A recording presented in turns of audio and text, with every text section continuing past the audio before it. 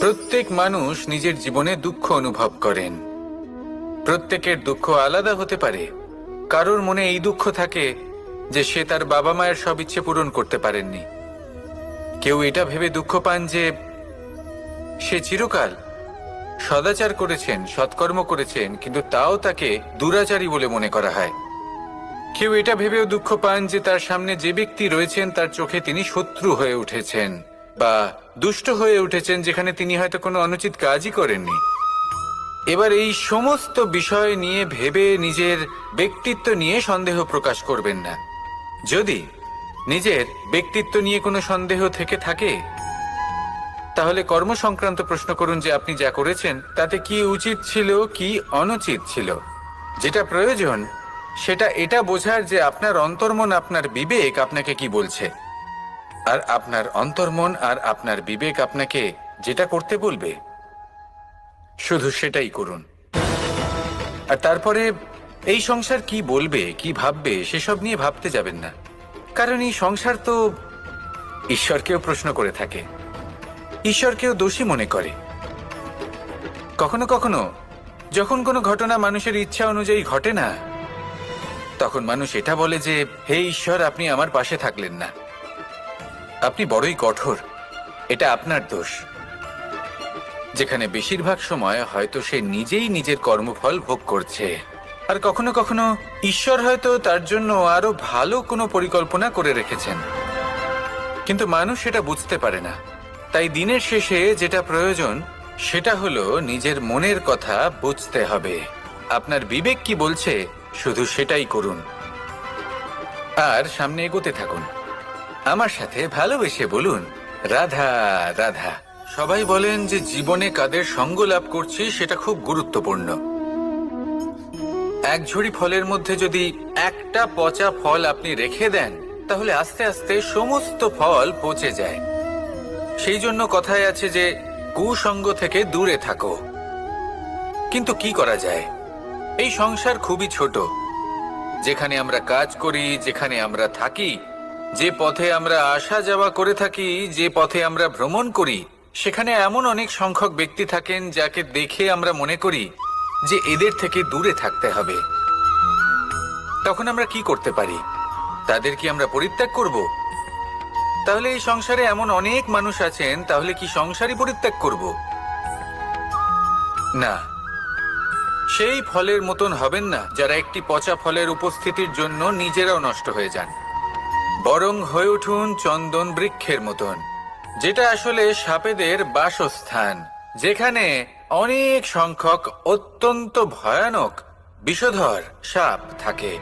তারপরেও এই চন্দন, সে কিন্তু নিজের শ্রেষ্ঠত্ব হারায় না, এর মূল্য কিন্তু সেই একই থাকে। মনে রাখবেন, এই সংসারে নিজের সঙ্গ বদলানোর পূর্বে নিজেকে বদলান। নিজেকে কিছুটা এমন ভাবে গড়ে তুলুন যে কেউ আসুক না কেন সে যেন আপনাকে বিভ্রান্ত বা দূষিত না করতে পারে। আসুন আমার সাথে ভালোবেসে বলুন রাধা রাধা।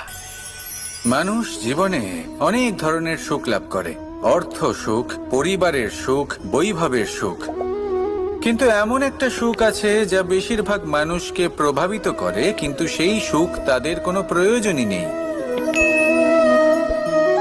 সেটা হলো পরনিন্দা সুখ। অর্থাৎ এমন কোনো ব্যক্তিকে নিয়ে নিন্দা করা, তার প্রতি অনুচিত শব্দ প্রয়োগ করা, কারণ সেই ব্যক্তিকে আপনি পছন্দ করেন না। আর এমন অনেক মানুষ আছেন যারা এই কাজ করে খুব আনন্দ লাভ করেন, যেটা করা উচিত নয়। কারণ এতে আপনার সময়, আপনার ঊর্জা, আপনার নিজের অন্তরের ইতিবাচক শক্তি আপনি নষ্ট করে ফেলছেন। আর এই সব কিছুই আপনার প্রয়োজন আছে। যাদেরকে আপনার পছন্দ নয় সেই ব্যক্তির বিষয়ে কথাই বলবেন না। সেই সব ব্যক্তির দিকে মনোনিবেশ করুন যাদের আপনি ভালোবাসেন। সেই সব কাজে মন দিন যেগুলো আপনার ভালো লাগে। সেই বস্তুর দিকে নজর দিন যেগুলো আপনার প্রিয়, নিজের লক্ষ্যের দিকে,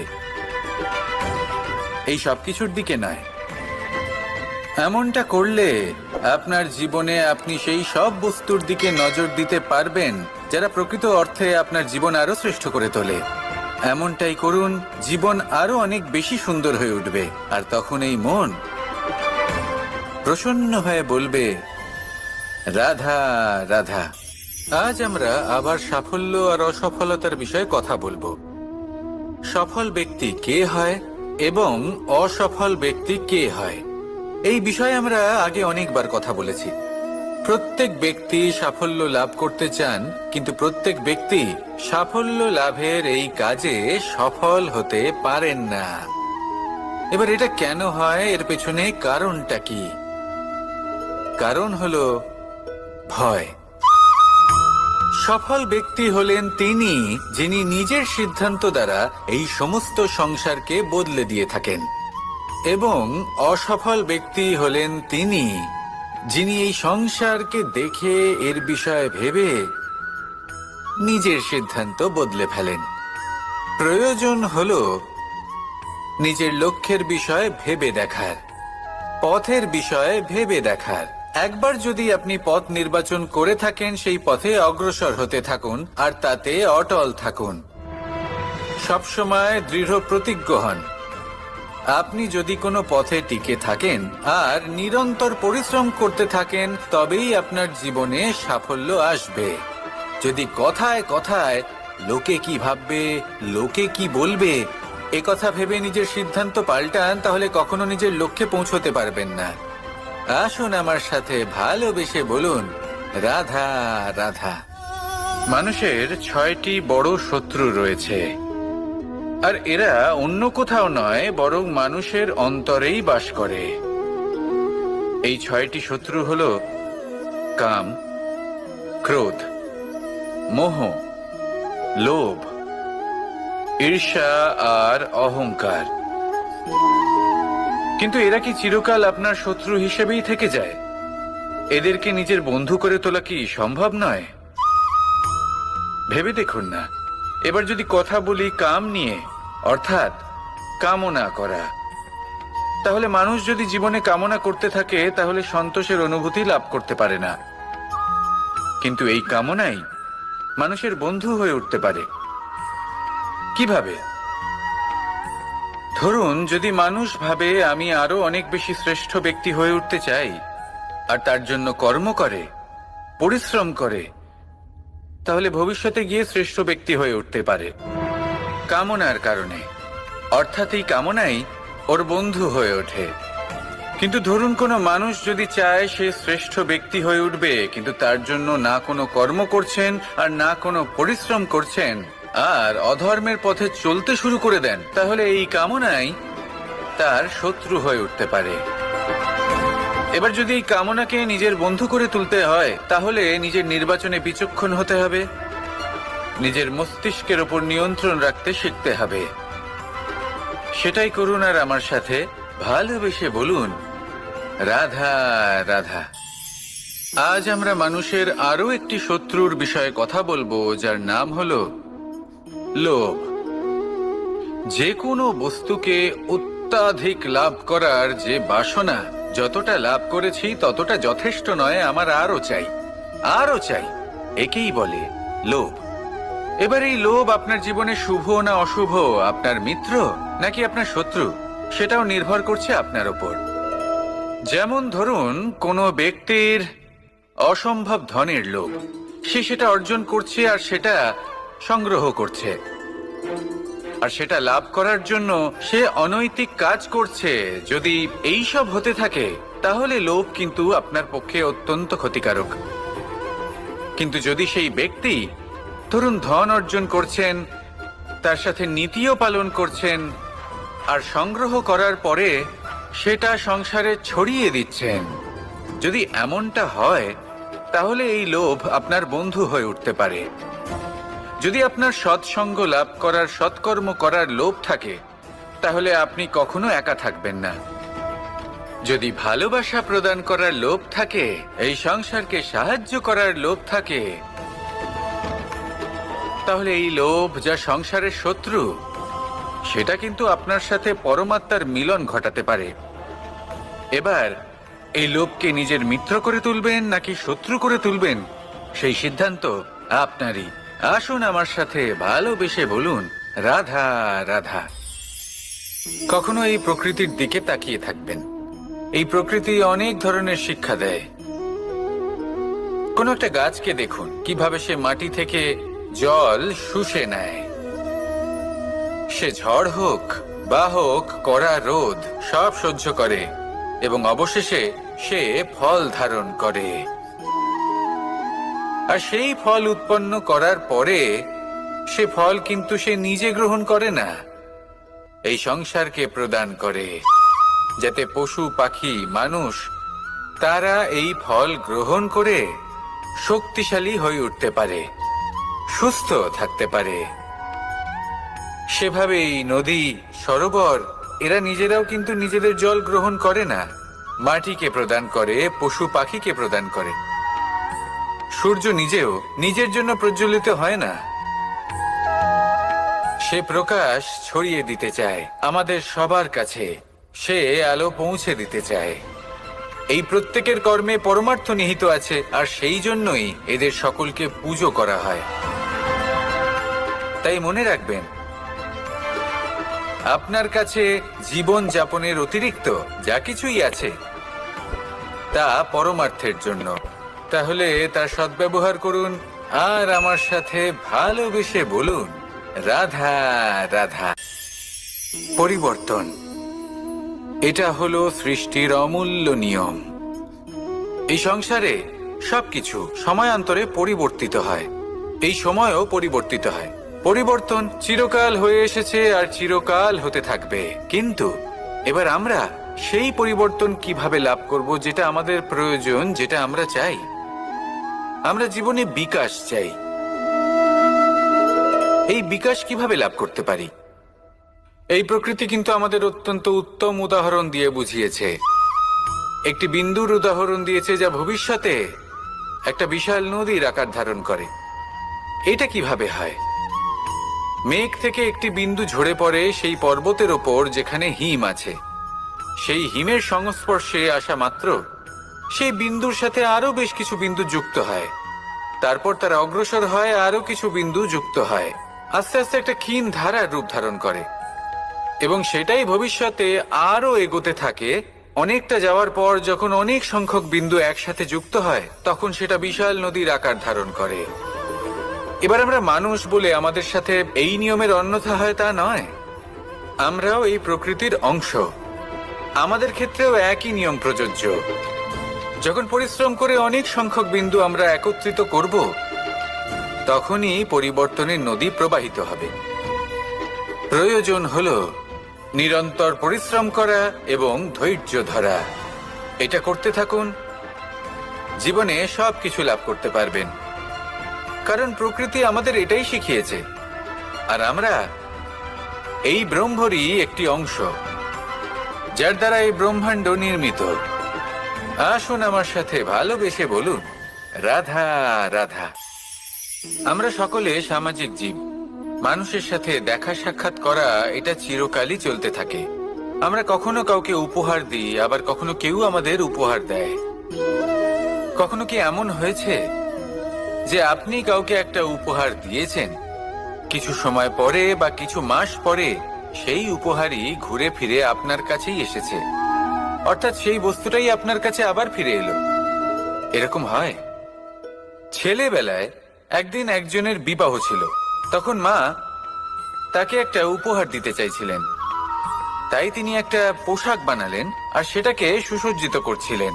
আমি দেখলাম আর জিজ্ঞেস করলাম যে মা, এই পোশাক এত সুসজ্জিত করার কি আছে? তখন মা বললেন যে কানাই, কখনো কাউকে এমনই উপহার দেবে, এমন প্রকারে দেবে যে সেটা যদি আবার ঘুরে ফিরে তোমার কাছে ফিরে আসে তাহলে যেন তোমার খারাপ না লাগে। এটাই কিন্তু হয় আমাদের ব্যবহারের সাথে, কর্মের সাথেও এবং আমাদের কথার সাথেও।